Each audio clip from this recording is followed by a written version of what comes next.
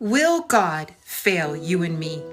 You know, the Bible tells us that the Lord will never leave us. He will never forsake us. The Bible is clear that He is an on-time God.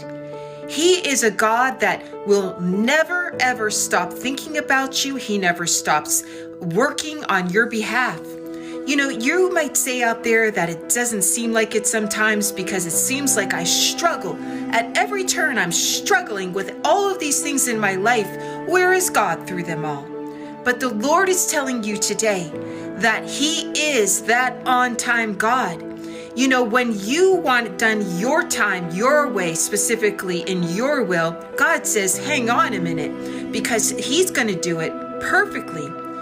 Now, if you get it done in your will, in your way, in your time, it's not going to be perfect. It's going to get messed up. Do you want an answer to prayer that's messed up? Or do you want an answer to prayer that is on time? It is perfect. It is perfectly planned. Everything comes to fruition just like it's supposed to. Well, that's what God does for you and me. And you know, the devil would want you to think today that God forgot about you. He doesn't remember you. He doesn't remember your circumstances. In fact, He just doesn't know you at all.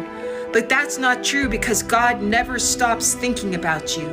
The Bible is clear that God is literally sitting in the heavenlies, and He is doing something while He's sitting in the heavenlies.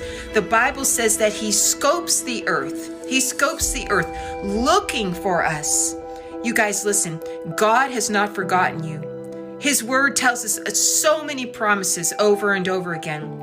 You know, Isaiah 49:16, it says that God has literally carved us in the palm of His hand. You can't get much closer to God than carved in His hands. So don't be discouraged today. Hang on. Be bold. Be strong in Jesus. You know, if things don't seem like they're going the way you want them to go, trust in the Lord. Be able to say, Lord, I trust you in every circumstances. That is putting your faith to action today.